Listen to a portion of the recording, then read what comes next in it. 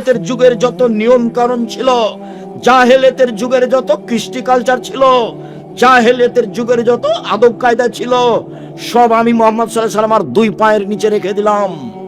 জাহেলিয়াতের যুগের কোনো কৃষ্টি কালচার শিষ্টাচার চলবে না।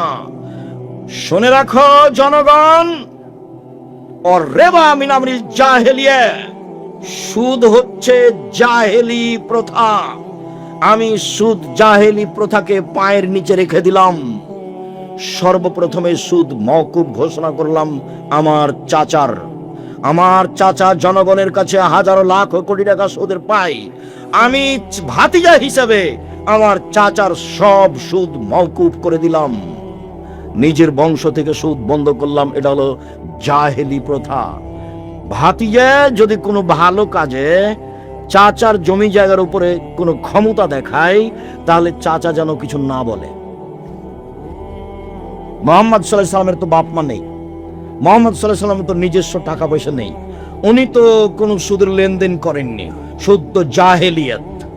আপনাকে আমি বলতে চাচ্ছি যে ইসলাম এসেছে, জাহেলিয়াত চলে গেছে, আবার ইসলাম পিছে হটতে থাকবে আর জাহেলিয়াত আসতে থাকবে। সব মানুষ জাহেলিয়াতের মধ্যে আটকা পড়ে যাবে। থ্যাংক ইউ জাহেলিয়াত, গুড মর্নিং জাহেলিয়াত, টাটা বাই বাই, টাটা বাই বাই। জাহেলিয়াত 1 পৃষ্ঠা 10টা নাম। জাহেলিয়াত চলাফেরা যেভাবে খাচ্ছেন, পিচ্ছেন, উঠছেন, সব কর্মকাণ্ড, খাতা কলম, অফিস আদালত, কোর্ট কাচারি, সব জাহেলিয়াতের নীতিতে চলছে, ইহুদি খ্রিস্টানদের নীতিতে চলছে। এক সময় ইসলাম এসেছিল, ধীরে ধীরে ইসলাম বিদায় নিচ্ছে, জাহেলিয়াত ছড়িয়ে পড়ছে। আপনি যে কি বলতে চাচ্ছেন, আমি আপনার কথাকে কোনোদিন সামনে নিয়ে আসিনি।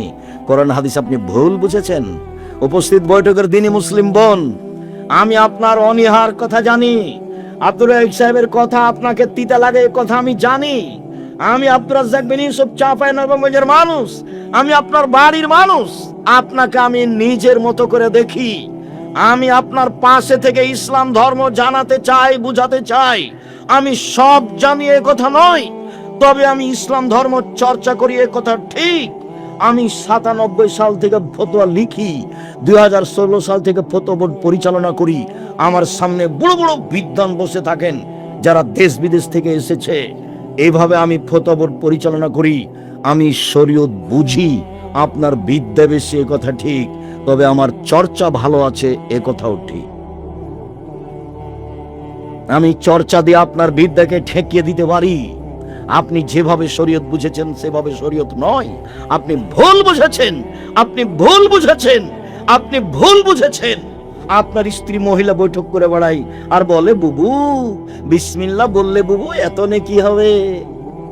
বলে, বুবু নামাজে যখন দাঁড়াবো বুবু তখন 2 পায়ের গোড়ালি জমা করিও বুবু, নইলে লজ্জা স্থানের যোগাযোগ বুবু মাটির সাথে হবে, মাটি অভিশাপ করবে।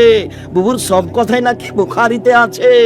বুবু যখন সিজদায় যাবা বুবু, হাতি যেমন মাটিতে পড়ে যায় সেভাবে পড়ে গিয়ে একবার বুককে উরুর সাথে লাগিয়ে আঁটো সাঁটো হয়ে সিজদা করিও বুবু। বুবুর সব কথাই নাকি বুখারীতে আছে। বুবুর কথা আমার তদন্তে 70% মিথ্যা আছে। বুবুর কথা ফাজালে আমলের মতো। বুবুর কথা কেমন? ফাজালে আমলের মতো। ফাজালে আমল, আদম আলাইহিস সালাম 60,000 বার হজ করতে গেছেন ভারত থেকে। ভাইজান 60,000 বার, তাহলে 60,000 বছর বয়সে দেওয়া হবে না ভাইজান? একটা মানুষ যদি 60,000 বার হজ করতে যায়, তাহলে বয়স 60,000 বছর হতে হবে না? হজ তো বছরে একবার। তখন আমি এই মুফাসসিরের বক্তব্যকে আর ওই মহিলা বৈঠকের বুবুর ওই তাফসীর মাহফিলকে, ওই বৈঠককে আমি বলেছি এগুলো হচ্ছে পুথির গানের মতো। পুথির গান মানে 6 মাসের রাস্তা মর্দ 6 দিনে গেল, ঘোড়ায় চড়িয়া মর্দ হাঁটিয়া চলিল, এলো পুথির গান। ফাতেমা কান দিয়া কয় আজ বুঝি হোসেন কারবালাতে শহীদ হয়। ফাতেমা কান দিয়া কয় আজ বুঝি হোসেন কারবালাতে শহীদ হয়। যেদিন হোসেন কারবালার মাঠে ইরাকের মাটিতে শহীদ হন, তার 49 বছর আগে ফাতেমা মারা গেছে। কতদিন আগে? 49 বছর আগে। কিভাবে ফাতেমা কেঁদে বলতে পারেন? আমার চাচাতো চাচা আমাদের গলিতে এই পুথির বই পড়তো। কি কথা আছে যে গমিয়া দেখে 40 মানুষ মরে কাতারে কাতার। লাখো লাখ, কাতারে কাতার, গুনিয়া দেখে 40,000, মানে মরলো লাখ লাখ, কাতারে কাতার গুনিয়া দেখছে 40,000, মানে সবই মিথ্যা কথা। ঠিক এরকমই আপনি আমার দিনী বোন, আমি আব্দুর রাজ্জাক বিন ইউসুফ, চাঁপাইনবাবগঞ্জের মানুষ। আমি দিন ধর্ম নিয়ে চর্চা করি। আল্লাহ আমাকে এই বিষয়ে একটা ভালো স্থানে রেখেছেন। দেশের সবচেয়ে বড় প্রতিষ্ঠান পরিচালনা করি আলহামদুলিল্লাহ। জামিয়া সালাফিয়া দেশের সবচেয়ে বড় প্রতিষ্ঠান, আয়তনে, ছাত্র সংখ্যায়, শিক্ষক সংখ্যায়। শিক্ষক মানে শিরক মুক্ত প্রতিষ্ঠান জামিয়া সালাফিয়া, বিদআত মুক্ত প্রতিষ্ঠান জামিয়া সালাফিয়া, দল মুক্ত প্রতিষ্ঠান জামিয়া সালাফিয়া, সংগঠন মুক্ত প্রতিষ্ঠান জামিয়া সালাফিয়া, হিংসা মুক্ত প্রতিষ্ঠান জামিয়া সালাফিয়া। 100 জন শিক্ষক এক জায়গাতে বসলে একজন আরেকজনের বিরুদ্ধে মুখ খুলতে পারবে না, মুখ খোলাই নিষেধ। কেউ কাউকে বলতে পারবে না আমার সাথে আসেন। দল সংগঠনের কথা মুখ দিয়ে বের করা নিষেধ। ছাত্র শিক্ষক সবাই একই, একমাত্র জেহেনটা খালি করে, মস্তিষ্ক খালি করে আল্লাহকে সন্তুষ্ট করার জন্য মাঠে থাকতে হবে, ইবাদতে থাকতে হবে। আব্দুর রাজ্জাক সাহেবকে শ্রদ্ধা করি, কোরআন হাদিসের কথা বলে, সেই জন্য। একদিন দেখছি বাম হাতে পানি খাচ্ছে, তখনও কি শ্রদ্ধা করব? জি না, এটা অসম্ভব হতে পারে না। আর আব্দুর রাজ্জাক সাহেবকে সম্মান করি, অনুসরণ করি না। অনুসরণ পৃথিবীতে একটা মানুষকে করি, যার নাম মুহাম্মদ সাল্লাল্লাহু আলাইহি সাল্লাম, যার কথাতে 1 গিলাস পানি পান করলে 5টা বিধান লাগে। 1 ডান হাত, 2 বিসমিল্লাহ, 3 বসে, 4 3 শ্বাসে, 5 পান শেষে আলহামদুলিল্লাহ। 1 গ্লাস পানি পান করলে 5টা শিষ্টাচার লাগে। আবু মুসা আশআরী রাদিয়াল্লাহু তাআলা আনহু বলেন, রাসূল সাল্লাল্লাহু আলাইহি সাল্লাম বললেন, মান কালাত লাহু ওয়ালিদা, কারো যদি একটা কাজের মেয়ে থাকে, নিজের মেয়ে থাকে, ফাআল্লামাহা, তাকে বিদ্যা শিখিয়ে দিল, ফাসানা তালিমাহা, সুন্দর বিদ্যা শিখিয়ে দিল, ওয়া আদাবাহা, শিষ্টাচার শিখিয়ে দিল, ফাসানা তাদিবাহা, সুন্দর শিষ্টাচার শিখিয়ে দিল, এই পিতা ডবল নেকি পাবে। শুনুন, আবু হুরায়রা রাদিয়াল্লাহু তাআলা আনহু বলেন, রাসূল সাল্লাল্লাহু আলাইহি সাল্লাম বলেছেন, যার 2টা মেয়ে আছে, 3টা মেয়ে আছে, ফাআল্লামাহুন্না, মেয়েদেরকে বিদ্যা শিখিয়ে দিল, ওয়া আদাবাহুন্না, মেয়েদেরকে শিষ্টাচার শিখিয়ে দিল, ওয়া যাওয়াজাহুন্না, মেয়েদের বিবাহ দিয়ে দিল, ওয়া আহসানা ইলাইহিন্না, তাদের সাথে ভালো আচরণ করলো, সেই পিতার আমি মুহাম্মদ সাল্লাল্লাহু আলাইহি সাল্লাম জান্নাতে একসাথে থাকবো। এভাবে ছেলে মেয়েকে বিদ্যা শিখালো, শিষ্টাচার শিখালো। শিষ্টাচার কি সেটাই তো বুঝতে পারলাম না। এই ছেলে, তোমাদের ধারণায় কি দোকানে বসে আড্ডা পিটা কি শিষ্টাচার? ল্যাংটা মেয়ে দেখা মোবাইলে, এটি কি শিষ্টাচার? যে আর একজনের বদনাম করছো, দলীয় দাপটে দড়িয়ে বেড়াচ্ছ, সেটাই কি শিষ্টাচার? আর একজনকে বক্তব্য ধুয়ে ছেড়ে দিচ্ছ, সেটাই কি শিষ্টাচার? কে কোন পাপ করেছে 40 বছর আগে, এখন সেগুলো মানুষের সামনে বলছো, সেটাই কি শিষ্টাচার? দুঃখিত। সাংবাদিক প্রতিষ্ঠানে গেছে কিছুদিন আগে, তো আমাকে কিছু জিজ্ঞাসা করছে। তো সাধারণত আমার সাথে দেখা হয় না এরকম কোনো লোকের। তো আমি সেদিন অফিসেই ছিলাম, কোনো কাজে, এই সময়তে চলে এসেছি, দিয়ে আমার সামনে মুখামুখি হয়ে গেছে। তো আমাকে পুরাতন কথা জিজ্ঞাসা করছে। তখন আমি বলছি, সাংবাদিকতা করা ছাড়া আর কোনো কাজ পান না, ভিক্ষা করে খান। ভিক্ষা করে খাবেন, সাংবাদিকতা করতে এসেছেন কেন? আপনি জানেন না যে আল্লাহর নবী বলেছেন, মান সাতারা মুসলিমান সাতারাহুল্লাহু ফিদ-দুনিয়া ওয়াল আখিরা, কেউ যদি কারো দোষ ত্রুটি ঢেকে রাখে, আল্লাহ বিচারের মাঠে তার দোষ ত্রুটি ঢেকে রাখবে। আর আপনি আমাকে পুরাতন কথা জিজ্ঞাসা করেন, মানে কি বুঝাতে চান? ভিক্ষা জুটে না, কেউ ভিক্ষা দিবে না? এখানে এসেছেন কেন? 1 মিনিট, এই ছেলে এদিকে দেখো। আমার দিনী বোনেরা, একটু ধৈর্যের পরিচয় দেন। হ্যাঁ করে তো কিছু এসেছে, কিছু তো গেছে।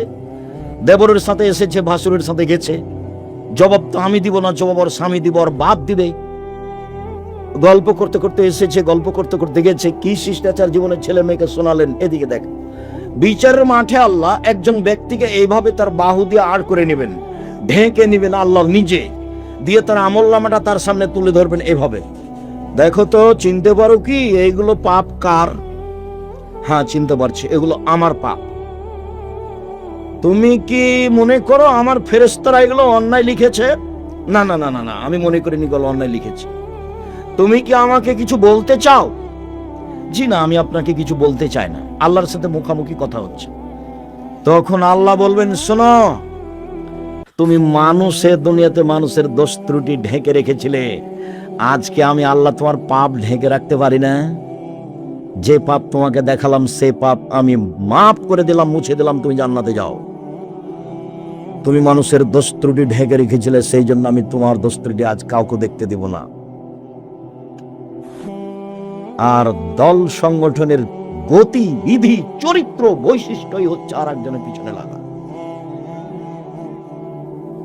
ও ছাড়া বাঁচতেই পারবে না। ও যদি বলে আমি মুখ খুলি না কারো বিরুদ্ধে, তাহলে মিথ্যা কথা হয়ে যাবে। কারো কথা আমি নাম নি না। মুহাম্মদ সাল্লাল্লাহু আলাইহি ওয়াসাল্লাম বলছেন, পৃথিবীর মানুষ শোনো, আমি যখন বাড়ি থেকে বের হই তখন তোমরা কারো খারাপ কথা আমার সামনে বলতে পারবে না। আমি তখন ওই লোকটার ব্যাপারে খারাপ ধারণা করব, এটা আমি চাই না।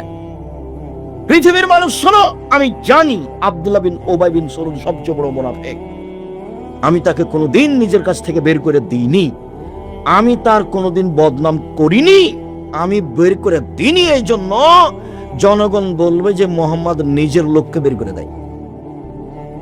হাদিস বুখারী মুসলিম। কি করলেন জীবনে? না নিজে কিছু শিখলেন, না ছেলে মেয়েকে কিছু শিখালেন, না নিজে কিছু হালাল উপার্জন করলেন, না ছেলে মেয়েকে হালাল উপার্জনের কিছু শিখালেন, না নিজে কিছু শিষ্টাচার শিখলেন, না ছেলে মেয়েকে শিষ্টাচার শিখালেন। জীবনটা একবারে সোলানায় মিছের মতো হয়ে গেল। সম্মানিত দিনী ভাই বোন, রাসূল সাল্লাল্লাহু আলাইহি ওয়াসাল্লাম বলছেন, এবার শক্ত অবস্থানে যাচ্ছি, দেখেন শুধু পিতা এখন চলছে।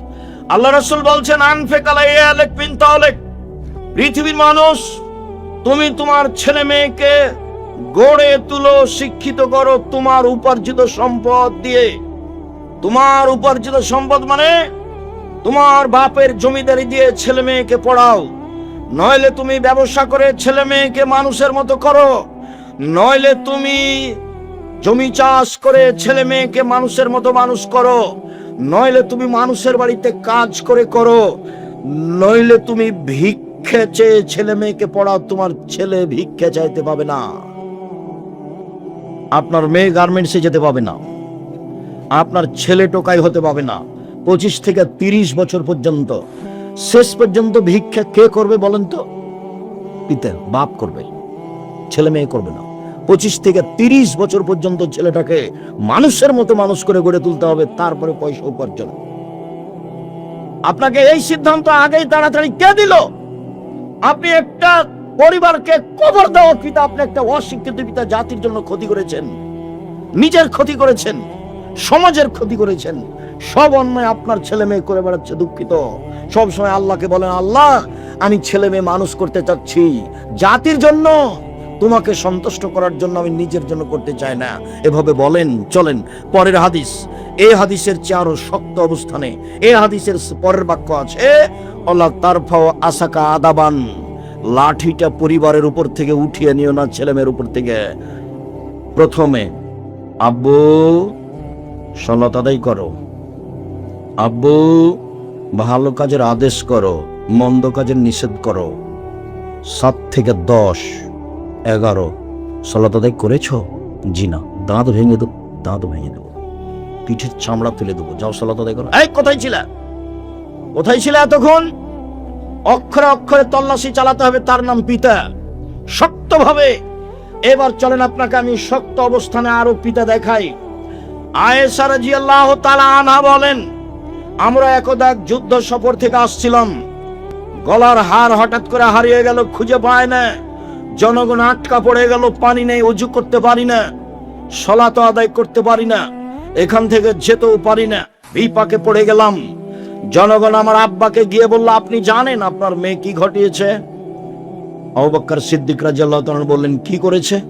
আপনার মেয়ে গলার হারে হাজিয়ে খুঁজে পাওয়া যায় না, আমরা এখান থেকে যেতে পারি না, পানিও নেই, ওযুও করতে পারি না, সালাত আদায় করতে পারি না। তখন আবু বকর সিদ্দিক আয়েশার নিকটে আসলেন।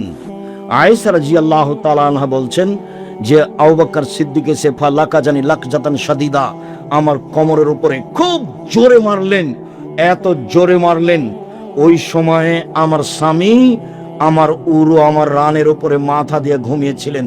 তিনি যদি আমার উরু রানের উপরে মাথা দিয়ে না ঘুমাতেন তাহলে আমি মায়ের কারণে দূরে সরে যেতাম। 1 মিনিট, আমাদের দেশের গতি শোনাই। আমাদের দেশের শ্বশুর যদি মেয়ের ঘরে গিয়ে দেখে যে জামাই মেয়ের উরু রানের উপরে মাথা দিয়ে ঘুমিয়ে আছে, তাহলে ওদিকে আগাবে না এভাবে ঘুরবে? বুঝতে পারলেন না মনে হয়?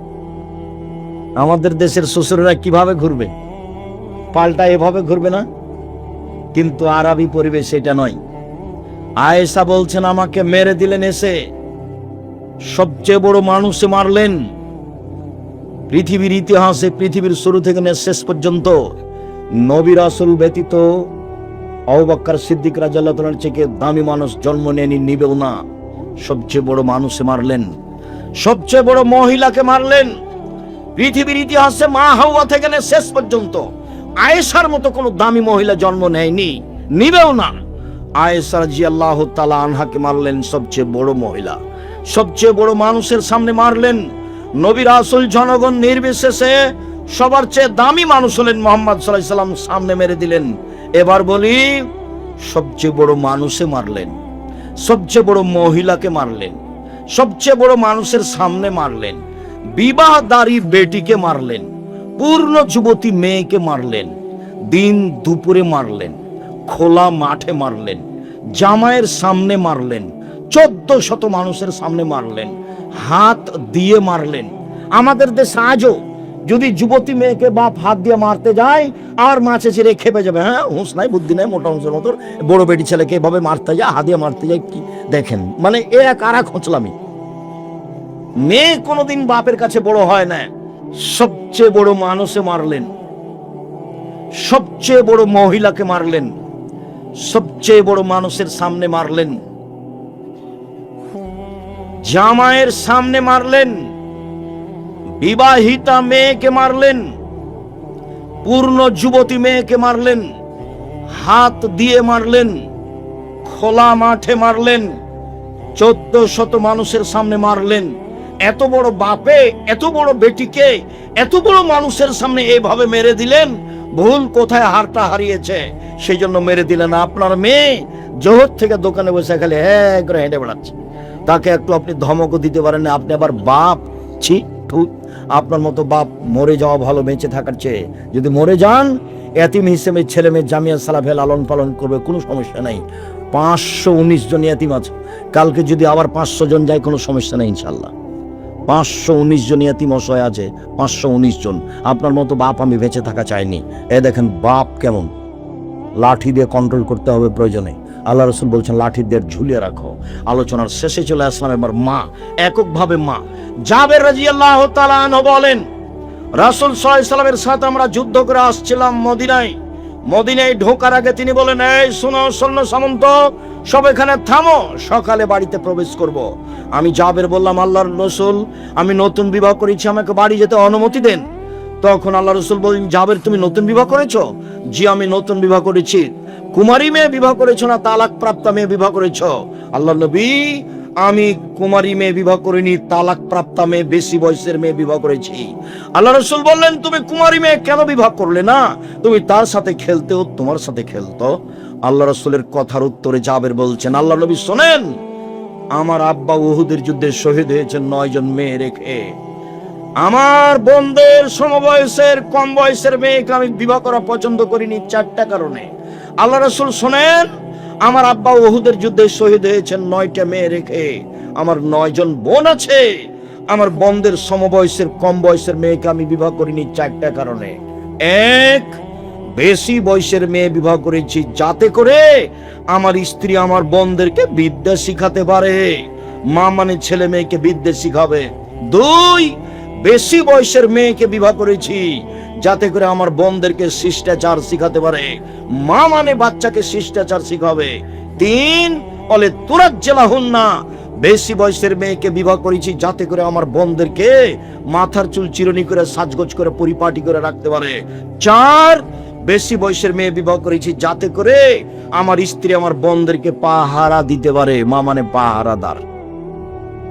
1 মিনিট, আপনার স্ত্রী ফরজ সালাত আদায় করেছে, সুন্নাত পড়বে, আল্লাহু আকবার বলতে যাচ্ছিল, আর ছেলে এসে দরজায় সালাম দিয়েছে, আসসালামু আলাইকুম, তখন আপনার স্ত্রী সুন্নাত পড়বে না, থামিয়ে দিয়ে বলবে, এই আহমদ, 20 মিনিট দেরি হলো কেন?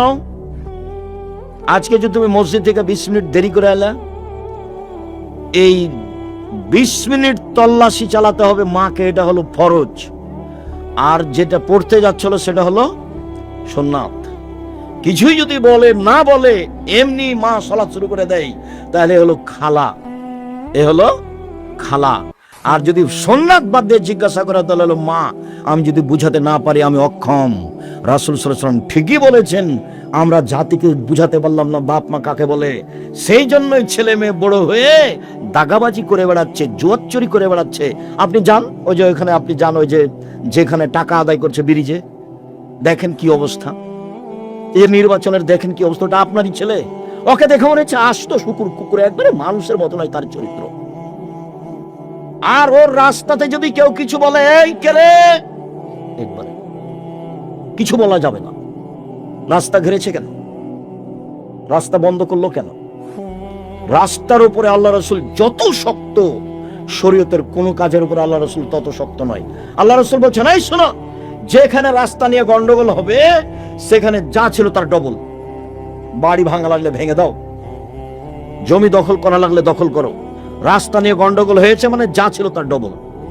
আমি বলিনি এই কথা, মুহাম্মদ সাল্লাল্লাহু আলাইহি ওয়াসাল্লাম বলেছেন রাস্তা থেকে জিনিস সরিয়ে দাও, ঈমানের ছোট অংশ, জান্নাত হবে। এই যে লোকটা জান্নাতে চলে গেছে, এই লোকটা জান্নাতে চলে গেছে কেন?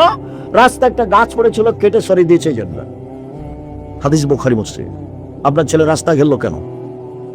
কি দেখাতে চাই? দুঃখিত, আমি বলতে চাচ্ছি, আপনি আমার দিনী ভাই, আপনার স্ত্রী আমার দিনী বোন, আপনারা দুইজন আমার ভাই বোন, আপনাকে আমি অন্তর থেকে ভালোবাসি। আপনি আমার কোনো কথাকে শক্তভাবে নিয়েন না, আপনি কঠিন হলেও ভারী হলেও ভালোভাবে নেন, ছেলে মেয়েকে মানুষের মতো মানুষ করে গড়ে তুলেন, আদর করে তুলেন, না হলে শক্তভাবে গড়ে তুলেন, প্রয়োজনে পিটিয়ে গড়ে তুলেন। এই যে পৃথিবীর সবচেয়ে বড় মানুষ মেরে দিলেন, প্রয়োজনে পিটিয়ে ছেলে মেয়েকে লালন পালন করতে হয়। সম্মানিত দিনী ভাই বোন, বর্তমানে যে পরিবেশ পরিস্থিতি এসেছে তাতে মানুষ পশু প্রাণীর দিকে আগিয়ে যাচ্ছে, কুকুর শ্রীগালের দিকে আগিয়ে যাচ্ছে, হায়ানার দিকে আগিয়ে যাচ্ছে। সম্মানিত দিনী ভাই বোন, এই ছেলেরা শোনো, তোমাদেরকে আবারও বলছি, দেখো, জাতির সাথে এভাবে সাথ দিও না, অল্প উপার্জন করো, 5 ওয়াক্ত সালাতে অভ্যাসী হও যে কোনো মূল্যে, এশার সালাত আদায় করে বাড়িতে ঘুমিয়ে যাও। দেখো, এভাবে বড় মোবাইল ব্যবহার করো না, দেখো এভাবে মানুষের পিছনে ছোটাছুটি করো না, একটা সিগারেটের কারণে, এক কাপ চায়ের কারণে এভাবে রাত রাত জেগে অন্যায় করে বেড়ায়ও না। ভুল হচ্ছে, দেখো ভুল হচ্ছে, দেখো ভুল হচ্ছে। সম্মানিত দিনী ভাই বোন, আমি আলোচনার শেষে এসে বলছি, আমরা চেষ্টা করছি জাতিকে পরকালমুখী করার আর রাসূলের আদর্শে গড়ে তোলার। মুখে বলছি, কলমে বলছি, মিডিয়া বলছি, পাশে অনেক বই পুস্তক আছে। কি আব্দুল্লাহর বইটা? আল্লাহর পথে যাত্রা, যে গাড়িতে বই আছে, দেখেন পাশে গাড়ি আছে।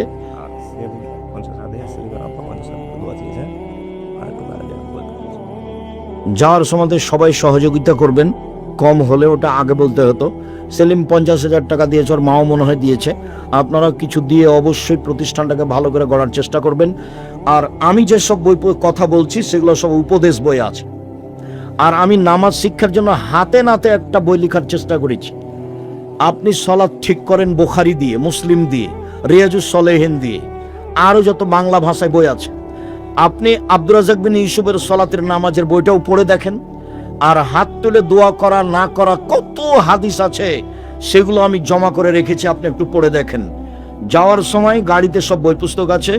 সকল দিনী ভাই বোনকে বইগুলি সংগ্রহ করার জন্য অনুরোধ জানিয়ে বলছি, আল্লাহ আমাদের যারা মারা গেছে তুমি তাদের কবরের শাস্তি মাফ করো, আমরা যারা অসুস্থ তুমি তাদের আরোগ্য দান করো, আমরা যারা বেঁচে আছি তুমি তাদেরকে তোমার রাসূলের পদ্ধতি অনুযায়ী চলার তৌফিক দান করো। বিশেষভাবে আজকের আলোচনায়